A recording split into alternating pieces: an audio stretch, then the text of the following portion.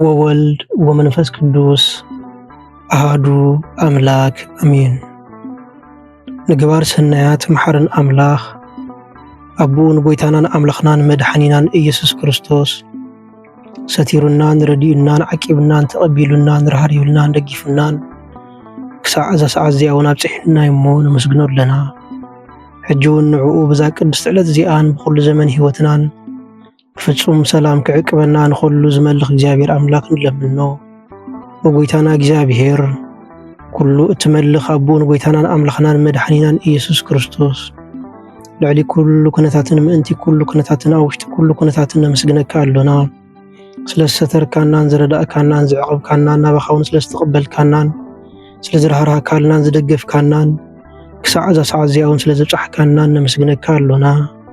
ኦ መፍቀሬ ሰብ ካብቲ ሰናያትካ ንሓትትን ልምን ኣሎና። እዛ ቅድስቲ ዕለት እዚኣን ኣብ ኩሉ ዘመን ህይወትናን ንዓኻ ብምፍራሕ ብፍጹም ሰላም ክንፍጽሞ ሃበና። ኩሉ ቅንኣት ኩሉ ፈተናን ኩሉ ግብሪ ሰይጣንን ምኽሪ ክፉኣት ሰባትን ሕቡኡን ግሁድን ዝኾነ ምልዓል ጸላእን ኦጎይታይ ካባይ ኣርሕቕ። ካብ ኩሉ ህዝብኻ እውን ኣርሕቕ። ካብዚ ቅዱስ ቦታኻ እውን ኣርሕቕ።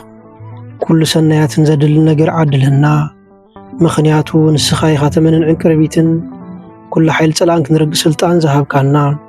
ካብ ኩሉ ክፋእ ኣድህነናን ባልሃናን እምበር ናብ ፈተነ ይተጥወና። በቲ ሓደ ወድኻ ጎይታናን ኣምላኽናን መድኃኒናን ኢየሱስ ክርስቶስ ምንቲ ፍቕሪ ሰብ ኢሉ ዝገበሮ ጸጋን ምሕረትን ምሳኻ ማዕረም ዝኾነ ዋሃቢ ህይወት መንፈስ ቅዱስን ክብርን ግርማን ውዳሴን ኣምልኾን ብሕብረት ምስኡ ናትካዩ ሎምን ኩሉ ሳዕን ንዘለዓለም ዓለም አሜን። ስለ ቃላቱ ስም እግዚአብሔር አምላክና በአና ብድኹማት ባሮቱ ይኽበር ይመስገን።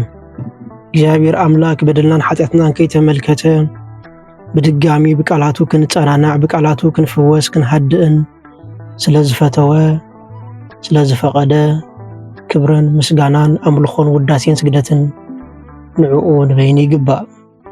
ንሱ ኣብ ተጸዋዓሉ ካብኡ ዘይትፍለ ቅድስተ ቅዱሳን ንጽሕተ ንጹሃን ኣቁራሪተ መዓት ናይ ሓድሽ ኪዳን ኩርቤል ዝኾነት ኣዲና ቅድስቲ ድንግል ማርያም ነታ ኣማናዊ ዝኾነ መግቢ ህይወት ነታ ኣማናዊ ዝኾነ መስተ ህይወት ስለዝሃበትና ንዝወለደትልናን ወዳ ጎይታናን መድኃኒናን ኢየሱስ ክርስቶስ ብዝኽበራን ብዝፍቀራን መጠን ክብርን ምስጋናን ንዓይኹና። ኩሎም መላእክቲ ሐዋርያት ጻድቃን ሰማዕታት እግዚአብሔር አምላክ ብዝሃቦም ክብርን ማዕርግን ይኽበሩን ይመስገኑ። ዝኸበርኩም ህዝቢ ክርስቲያን ከመይ ኣለኹም ከመይ ቀኒኹም? ናይ ሎሚ መዘራረቢ ኣርእስትና እዚ ዘለናዮ ሰሙን ኒቆዲሞስ ተባሂሉ ይጽዋዕ።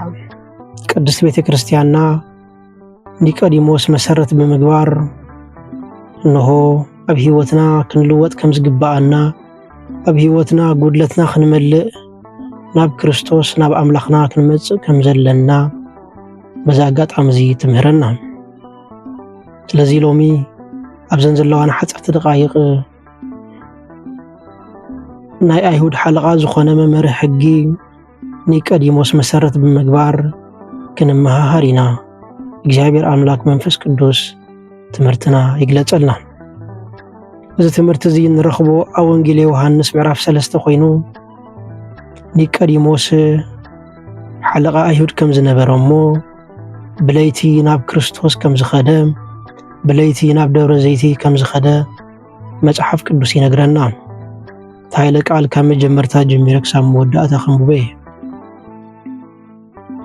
ካብቶም ፈሪሳውያን ኒቆዲሞስ ዝስሙ ሰብኣይ ሓለቓ ኣይሁድ ነበረ። ንሱ ብለይቲ ናብ ኢየሱስ መጺኡ ረቢ ብጀካኻ እቲ ኣምላኽ ምስኡ ዝኾነ ሰብ ነዚ ንስኻ እትገብሮ ዘለኻ ተኣምራት ክገብር ዝኽእል የልብን እሞ ንስኻ መምህር ኮንካ ካብ ኣምላኽ ከም ዝመጻእኻ ንፈልጥ ኣለና በሎ። ኢየሱስ ድማ ካብ ላዕሊ እንተዘይተወልደ ንመንግስቲ ኣምላኽ ክሪኣ ዝኽእል ከም ዘየልቦ ብሓቂ እብለካ ኣለኹ ኢሉ መለሰሉ። ኒቆዲሞስ ከዓ ንሰብ ምስ ኣረገ ክውለድ ከመይ ኢሉ ይከኣሎ? መሊሱ ናብ ከርሲ ኣዲዩስ ኣትዩስ ክውለድ ይከኣሎ ድዩ በሎ። ኢየሱስ ከዓ መለሰ ብሓቂ ብሓቂ እብለካ ኣለኹ ካብ ማይን ካብ መንፈስን እንተዘይተወልደ ኣብ መንግስቲ ኣምላኽ ክኣቱ ዝኽእል የልዎን። ካብ ስጋ ዝተወልደ ስጋ እዩ ካብ መንፈስ ዝተወልደ ከዓ መንፈስ እዩ ካብ ላዕሊ ክትወለድ ብግዲ እዩ ስለዝበልኩኻ ኣይትገረም ንፋስ ናብ ዝደለዮ ይነፍስ ደሃይ ከዓ ትሰምዕ ካበይ ከም ዝመጽእ ናበይ ከም ዝኸይድ ግና ኣይትፈልጥን ኢኻ እቲ ካብ መንፈስ ዝተወልደ ድማ ከምኡ እዩ ኒቆዲሞስ ከዓ ዝዳኣ ከመይ ኢሉ ክኾን ኢሉ መለሰሉ ኢየሱስ ድማ መሊሱ በሎ ንስኻ መምህር እስራኤል ኢኻ እዚ ዶ ኣይትፈልጥን ብሓቂ ብለካ ኣለኹ እንፈልጦ ንዛረብ ዝረኣናዮን ንምስክር ኣሎና ነቲ ምስክርና ግን ኣይትቕበልዎን ኢኹም ናይ ምድሪ ነገር ነጊርናኩም ካብዚ ተኣምኑስ ናይ ሰማይ ነገር እንተነገርናኩም ግዳ ከመይ ጌርኩም ክትኣምኑ ጀካቲ ካብ ሰማይ ዝወረደ ኣብ ሰማይ እውን ዘሎ ወዲ ሰብ ናብ ሰማይ ዝደይበ ሓደ እኳ የሎን ብኡ ዝኣምን ኩሉ ናይ ዘለዓለም ህይወት ምእንቲ ክረክብ እምበር ከይጠፍእሲ ከምቲ ሙሴ ኣብ በረኻ ተመንሰቐለ ከምኡ ድማ ወዲ ሰብ ክስቀል ይግብኦ እዩ ኣምላኽ በቲ ሓደ ወዱ ዝኣመነ ኩሉ ናይ ዘለዓለም ህይወት ምእንቲ ክረክብ እምበር ከይጠፍእሲ ንወዱ በጃዕ ክሳብ ዝህብ ክሳዕ ክንደዚ ንዓለም ኣፍቀራ ኣምላኽ ንወዱ ዓለም ብኡ ክትድሕን እምበር ንዓለም ክፈርዳ ኣይለኣኾን ብኡ ንዝኣምን ኣይፈርዶን ነቲ ዘይኣምን ግና ብስም ሓደ ኣምላኽ ስለዘይኣመነ ድሮ ተፈሪዱ ኣሎ እቲ ፍርዲ እዚ እዩ ብብርሃን ናብ ዓለም መፀ ሰብ ግና ግብሮም ክፉእ እዩ እሞ ካብ ብርሃን ጸልማት ፈተው ክፉእ ዝገብር ዘበለ ብርሃን ይጸልይ እዩ እሞ እቲ ግብሩ ምእንቲ ዝለፍ ናብ ብርሃን ኣይመጽእን እቲ ብሓቂ ዝገብር ግና ብኣምላኽ ዝተገብረ እዩ እሞ ግብሩ ምእንቲ ክግለጽ ናብ ብርሃን እዩ ዝመጽእ ስለ ቃላቱ ስም እግዚአብሔር ኣምላክና ዝኸበረን ዝተመስገነን ይኹን እግዚአብሔር ኣምላክ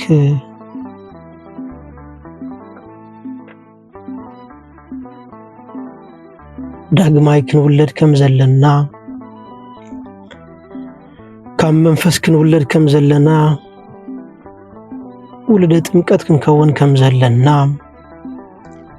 ካብ ኣብን ወልድን መንፈስ ቅዱስን ክንውለድ ከም ዘለና ብኒቆዲሞስ ኣቢሉ መሃረና ምስጢረ ጥምቀት ብኒቆዲሞስ ኣቢሉ ተረኸልና ክብርን ምስጋናን ንዑ ይኹኖ ወገናተይ ኒቆዲሞስ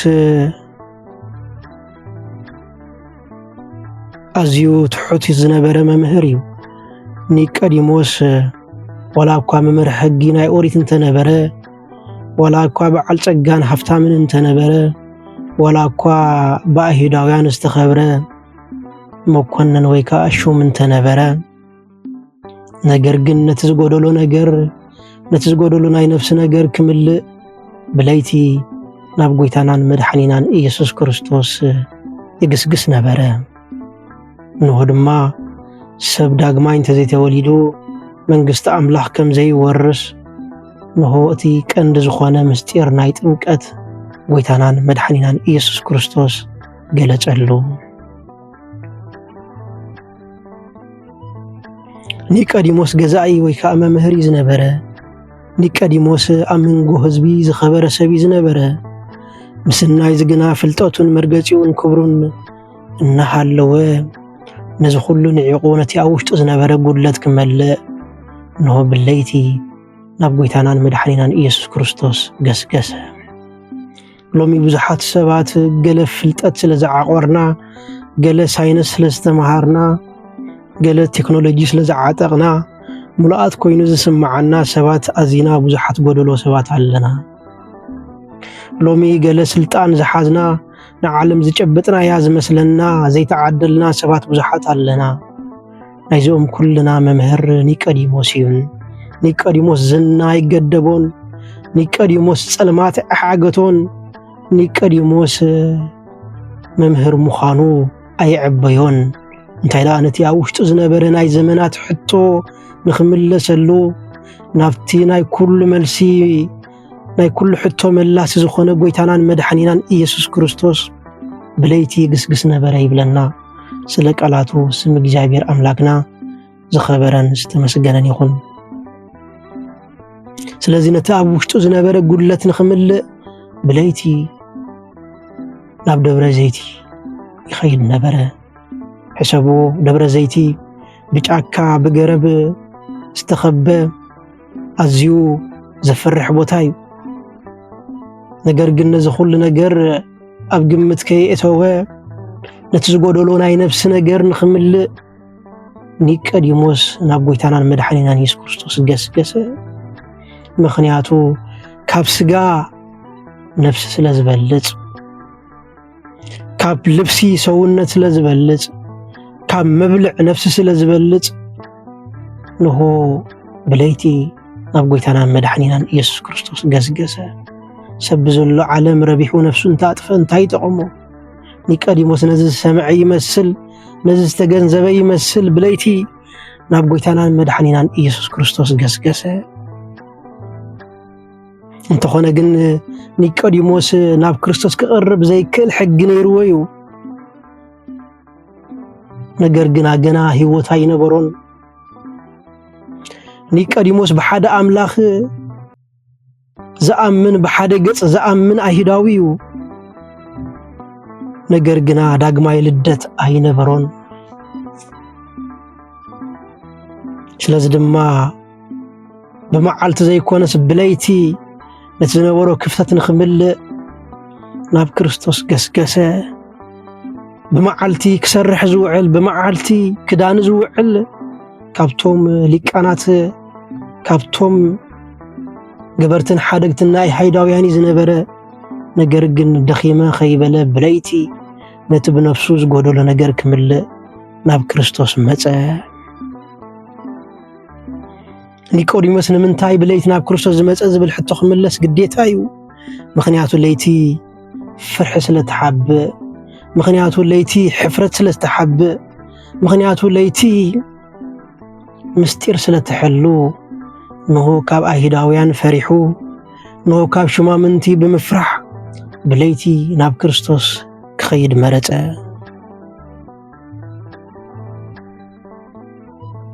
ንምንታይ ፈሪሑ ዝብል ሕቶ ድማ ኒቆዲሞስ ዝንኡ ንኸይሕደግ፣ ስልጣኑ ንኸይሕደግ፣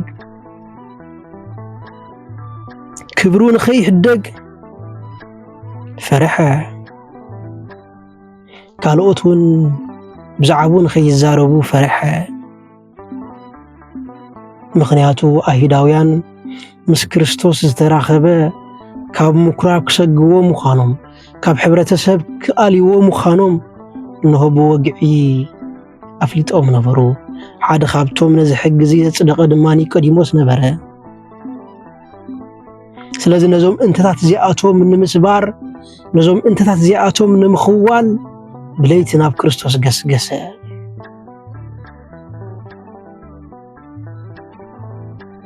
እቲ ኣብዚ ክንሪኦ ዝግባኣና በዞም ነገራት እዚኣቶም ስምምዑ ኣይኮነን።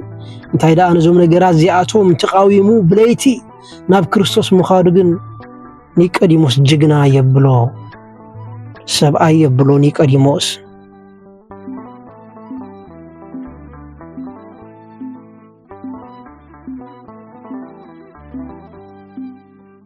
ሓደ ጊዜ ትብዓት ብምስኣን፣ ሓደ ጊዜ እምነት ብምስኣን ናብ ኣምላኽ ዘይንቐርበሉ ነገር ኣሎ፣ ዘይንቐርበሉ ጊዜ ኣሎ ወገናተይ። ነገር ግን ነታ ዝረኸብናያ ንእሽተይ መውፅእ ተጠቒምና ናብ ኣምላኽ ክንቀርብ ይግባኣና። ኒቆዲሞስ ነዚ ዕድል እዚ ተጠቒሙ ሰባት ምስ ደቀሱ፣ ሽማሙንቲ ምስ ደቀሱ፣ እቲ ዓዲ ጸጥ ምስ በለ ብለይቲ ናብ ክርስቶስ መጸ።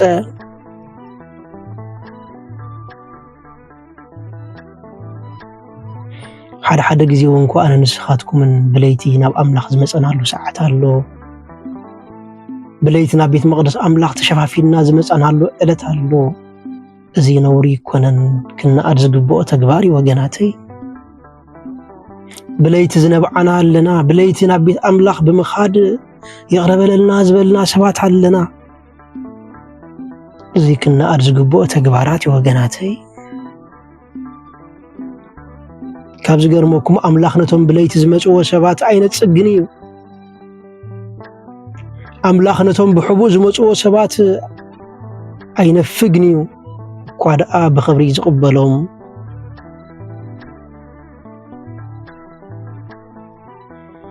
ኒቆዲሞስ ነቲ ብዙሓት ነቢያት ክሪእዎ ሃረር ዝበሉ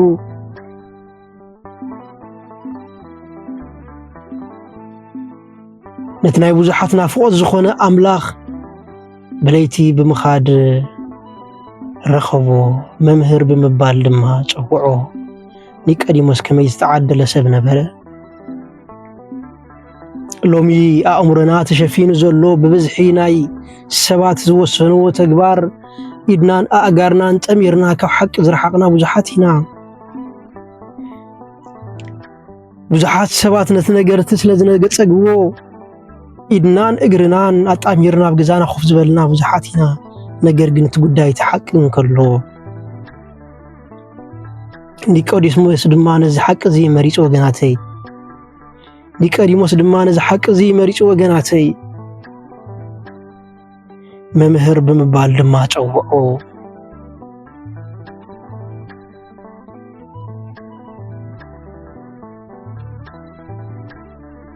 ናይ ኒቆዲሞስ ብትሕትና ኣብዚ ወገናተይ ንሱ መምህር ኣይሁድ ነበረ፣ ሓለቓ ኣይሁድ ነበረ።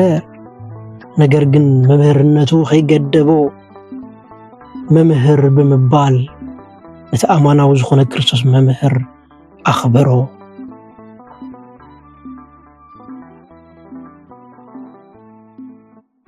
ብዙሓት ኣይሁዳውያን ንክርስቶስ ክጸርፍዎ እንከለዉ፣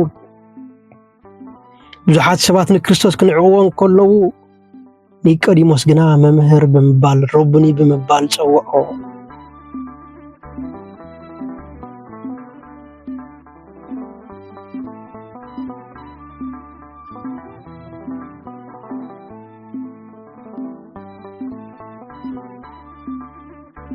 ስለዚህ እቲ ምስጢር ካብዚ ዝጅምር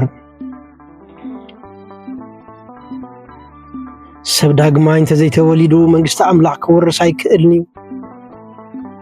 ብምባል ድማ ክርስቶስ ኣምላኽና ጀመረሉ።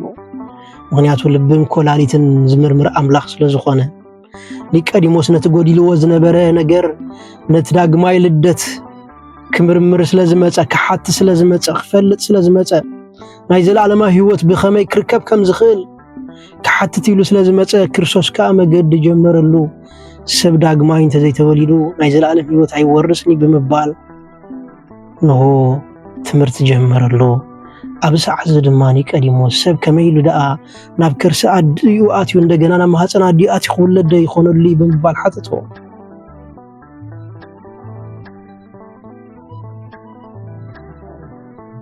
ከመይ ኢሉ ይኸውን ኢሎ ኣብቲ ግዜ እቲ ድማ ጎይታና መድሓኒና ኢየሱስ ክርስቶስ እቲ ካብ ስጋ ዝውለድ ስጋ እዩ፣ እቲ ካብ መንፈስ ዝውለድ ከዓ መንፈስ እዩ ብምባል ነገሮ። ብዛዕባ ምድራዊ ነገር ነጊርናኩም ዘይኣመንኩም ብዛዕባ ሰማያዊ ነገር ነጊርናኩም ደኣ ከመይ ኢልኩም ክትኣምኑ ብምባል ድማ ነገሮ። ምክንያቱ ምስጢረ ጥምቀት ሰማያዊ ነገር እዩ ወገናተይ። ካብ ኣብን ወልድን መንፈስ ቅዱስን እንውለደሉ ዳግማይ ልደት ምስ ኣምላኽ ሕብረት ንረኽበሉ፣ ምስ ኣምላኽ ትንሳኤ ንረኽበሉ ድንቂ ምስጢር እዩ ወገናተይ። ምክንያቱ ጎይታና መድሓኒና ኢየሱስ ክርስቶስ ቅድሚ ዓለም ምፍጣሩ ካብ ኣብ ብዘያደ ተወልደ። እንሆ ድማ ድሕሪ ብዙሕ ዘመናት ድማ ካብ ድንግል ማርያም ብዘይ ኣቦ ተወልደ።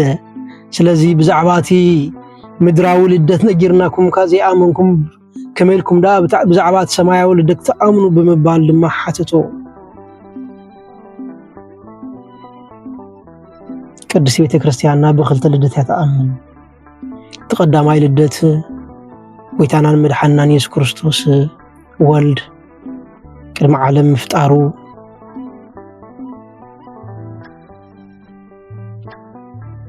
ካብ ኣብ ዝተወልዶ ልደት እዩ። ዘመን ዘይቅፀሮ ልደት።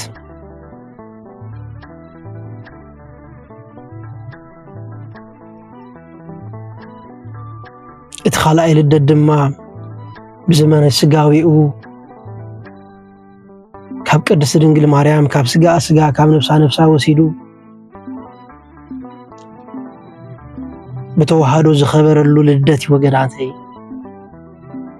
ስለዚ ጎይታና መድሓኒና ኢየሱስ ክርስቶስ ስለዘም ክልተ ልደታት ተዛረበ ናይ ምድር ነጊርናኩም ዘይኣመንኩም ክርስቶስ ወዳ ኣምላኽ ብስጋ ከም ዝመልጸ ብስጋ ከም ዝተገልጸ ነጊርናኩም ዘይኣመንኩም ካብ ድንግል ማርያም ከም ዝተወልደ ነጊርናኩም ከም ዘይኣመንኩም ብዛዕባቲ ካብ ኣቦ ዝተወልደ ልደት ነጊርናኩም ግዳ ክንደይ ናይ ክተኣምኑ ብምባል ድማ ነገሮ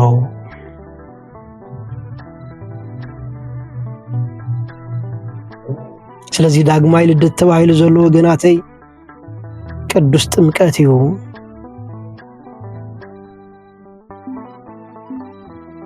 ጥምቀት ምስያላዊ ጥራይ ኣይኮነን ጥምቀት ሞትን ትንሣኤን ወገናተይ ጥምቀት ማለት ምስ ጎይታና መድሓኒና ኢየሱስ ክርስቶስ መይትና ምስኡ እንትንስኣሉ ድንቅ ዝኾነ ምስጢር እዩ ጥምቀት ሓድሽ ፍጥረት እንኾነሉ ምስጢር እዩ ወገናተይ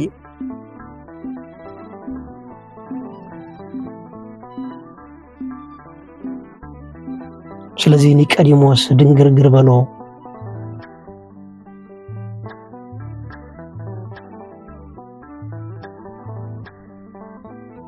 ነገር ግን ኒቆዲሞስ ብጸልማት እኳ እንተመጸ ግና ኣብ ጸልማት ኣይተረፈን ክርስቶስ ተኣማናዊ ብርሃን ዝኾነ ክርስቶስ ኣምላኽ ንልቡ ኣብርሃሉ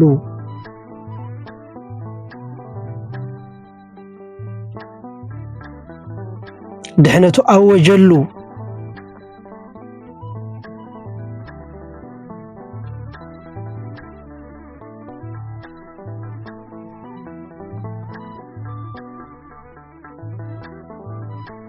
ንሆ ድማ ካብዛ ሰዓት እዚኣ ጀሚሩ ኒቆዲሞስ ቀንዲ ደጋፊ ናይ ክርስቶስ ቀንዲ ሰዓብ ናይ ክርስቶስ ኮነ ንክርስቶስ ናብ ቤት ፍርዲ ከምጽዎ ኢሎም ኣብ ዝሓሰበሉ እዋን እዚ ሰብ እዚ ዋላ ሓንቲ ጌጋ የብሉን ብምባል ስሊኡ ቆመ ነቲ ብለይቲ ኸይዱ ዝረኸቦ ጎይታ ንሆ ብመዓልቲ መስከረሉ ብብርሃን መስከረሉ ኒቆዲሞስ ሓደ ካብቲ ናቱ ጅግንነት እዚ ወገናተይ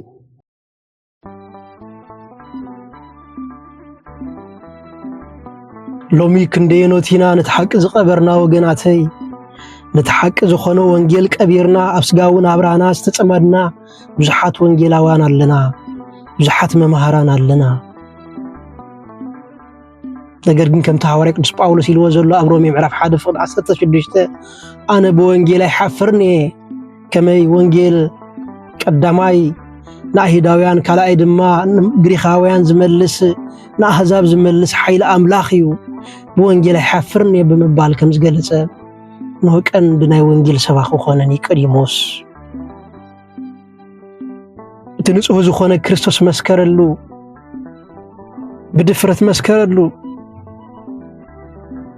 ሎሚ እኮ ብዙሓት ንፈልጥ ኢና ብዙሓት እኮ ስለ ወንጌል ንፈልጥ ኢና ግና ብድፍረት እንምስክር ኣዚና ውሕዳት ኢና ወገናተይ ስለ ናይ መንግስቲ ኣምላኽ ጣዕሚ ስለ ናይ ክርስቶስ ፍቕሪ ስለ ናይ ቅዱሳን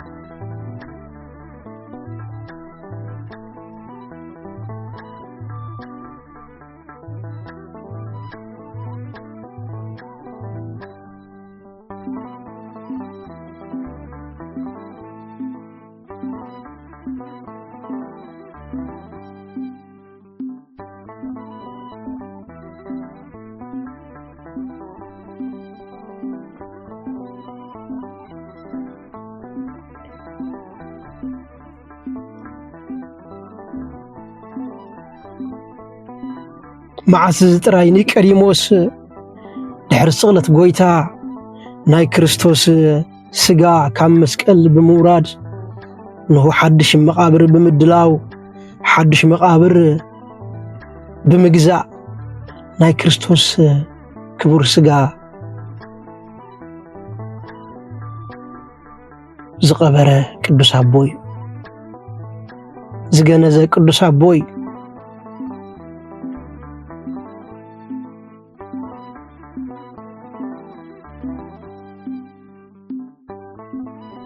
تبحبو زمص سبعاي اتبصلمات زمص سبعاي ببرهان اب قدم حزب تطو بله اب قدم شمامنتي ايهود اب قدم روماويان وتادرات تطو بله كاب فرحي ناب تبعات كاب طرطار ناب امنت كاب صلمات ناب برهان تملالسه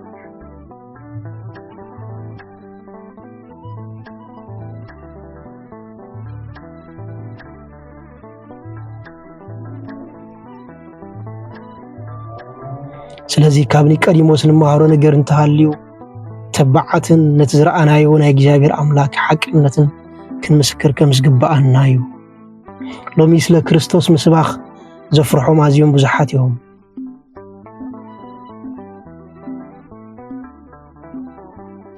ሎሚ ስለ ወንጌል ምስባኽ ዘሸማቆቆም ብዙሓት እዮም ወገናተይ كم تهاوري قدس باولوس زبولو ግን ንሕና ግን ነተሰቕለ ክርስቶስ ንሰብኮ ኣለና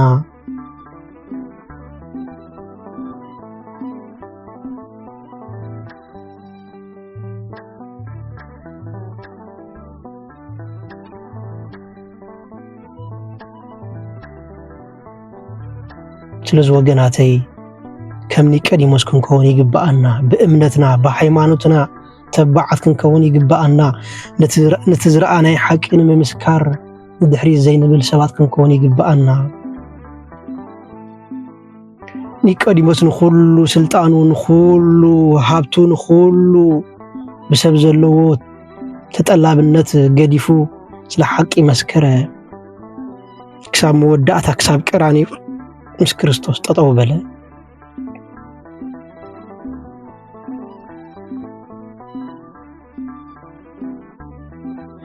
لومي أنا نسخاتكم من الوقت كمري قديموس كنكون زي كألنا نأمنينا جناخه بملؤ لبنا يكونن نأملاخ ندولينا جناخه حد ارمجا حد سقومتي تقعزنان نحق دو كنبل ندلينا جناخه نفرحينا نجرجن وجناي كريستوس فصوما سبات يكونن زدلي بليتي ناب كريستوس كيد كابدا صلمات عالم زخونت نافتا اماناوي برهان كيدمو كل خبره هلكايو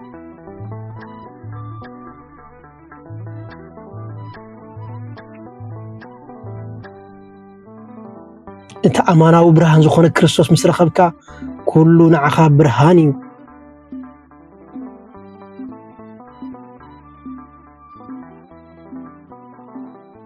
ስለዚህ ክርስቶስ አምላኽና ለመሆን እንተኾነ ፍጹማት ሰባት ዘይኮነ ዝጽበ ዘሎ ቁኑዕ ልቢ ዘለዎም ሰባት ይጽበሎ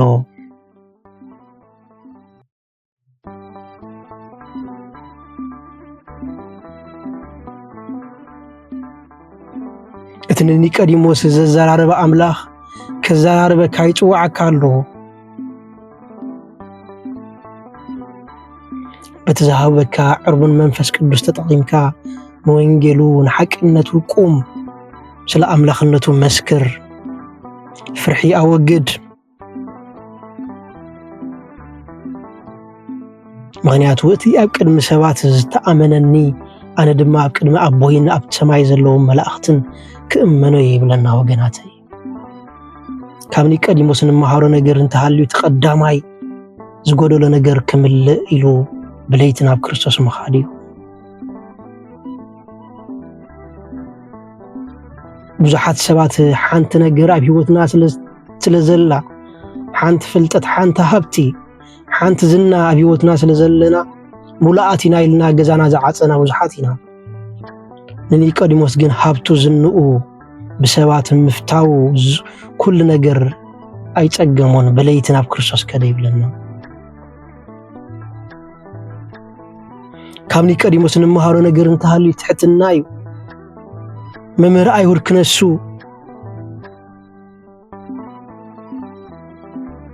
حلقة አይሁድ ክነሱ መምህር በመባለ በትሕትና ንክርስቶስ ሓተቶ ሎሚ መብዛሕቲና ዝጎድለና ብዝተፈላለየ መገዲ መማሃራኒና ግና ክትሕትና ይብልናን ብዝተፈላለየ ነገር ሰልጠናይና ግና ክትሕትና ይብልናን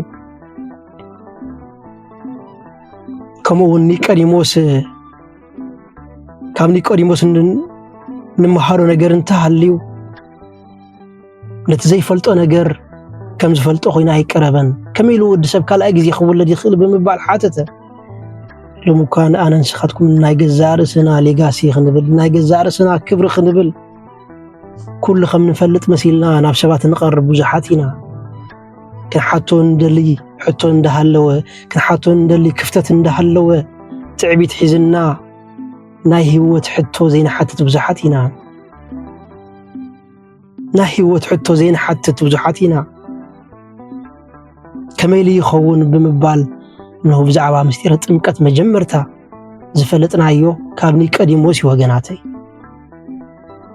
مجمرتا غزي سب داغماين تزيتوليد منግስት አምላክ ከም ዘይወርስ ዝፈለጥና بحቶ ናይ ኒቆዲሞስ እዩ መማራን ክምስሉ ጠያቂ አዋቂ ይብሉ እቲ ዝሓትት ፈላጥ ይብሉ كمونت ممهر زبحال اندا تماحر زنبر يبلي قاونت بيت كريستياننا مبزحتينا جن متازلاتنا نيش سيفلطت عبياتنا كمون كاب نيقوديموس نمحارو نجر انتحالي نت بليتي استمحارو نجر قدم حواريات زمسكر السيو كريستوس املاخنا نذكر انت خوينا نحواريات حدا لبوات لابيوم نبره نتي بليت استمهاركمو ببرهان درغحو ويلوم نيرو نتي ابن حاسخونكم استمهاركمو نتي ابعبط بوتا خونكم استمهاركمو ابن حاسي اب سجنتكم سبخو اب بريخ بوتا خونكم سبخو ويلوم نيرو نحواريات قديمو ناي كريستوس املاخنت نصحو مخانو زمسكره ኒቆዲሞስ ناي كريستوس مسقل زصره ኒቆዲሞስ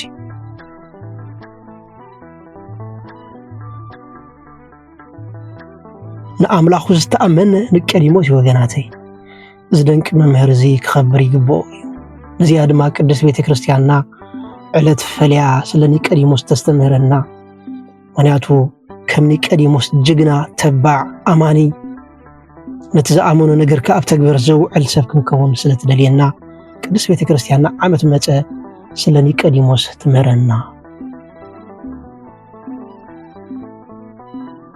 تلز وغناتي كاب بوزح بوحد كاب ኒቆዲሞስ نمهاروم نزم كنسوع مصنعناي نزغ نغبر ناي እግዚአብሔር አምላክ ቅዱስ ቸርነት ናይ አዲና ቅድስት ድንግል ማርያም አመላድነት ናይ ኩሎም ሆሪያን ጻድቃን ተራዳእነት አይፈልየና ዝነበረና ጊዜ ባሪኹም ቅዱስን ስለዛሃብና ክብርን ምስጋናን አምልኾን ውዳሴን ስግደትን ንዑኡ ንበይኑ ይግባ ወስብሐት ለእግዚአብሔር